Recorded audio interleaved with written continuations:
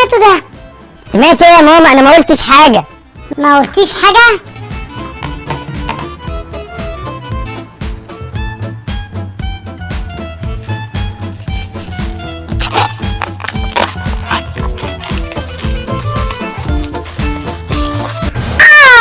ده انت بقى بتاكلي اندومي من ورايا.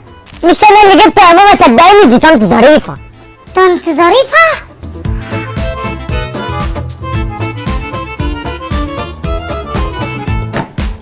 اوه سطلانة سطلانة لانا لانا سطلانة.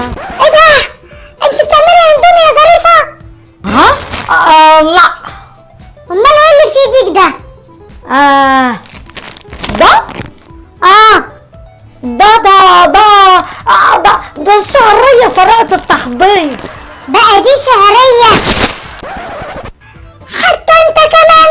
هو البيت كله هياكل اندومي ولا ايه؟ انا ماليش دعوة، انا ما عملتش حاجة، ده هو كيس اندومي واكله لوحدي، مش هاكله مع حد.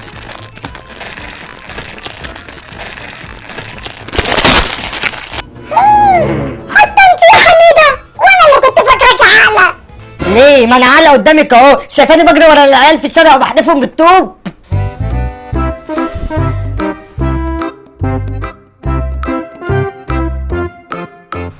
يعني هما كلهم كده متفقين على اكل الاندومي اللي انا منعاه. ماشي، انا هوريهم.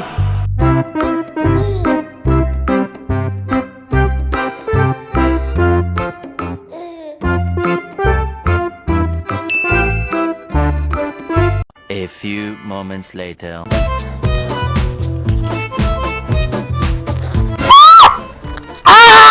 مش شطه دي.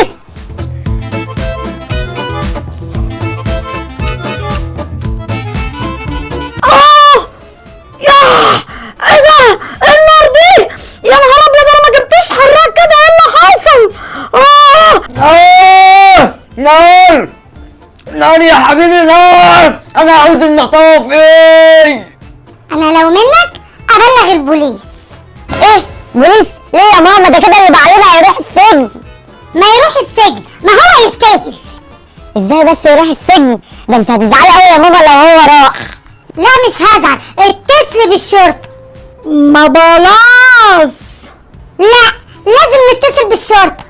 خليكي فاكرة قلنالك بلاش. انا قلت لازم نتصل بالشرطه، يعني لازم نتصل بالشرطه عشان اللي بيبيع الاندومي بالشكل ده يبطل يبيعه خالص. خلاص لو مصممة اتصلي انت. ماشي هتصل انا.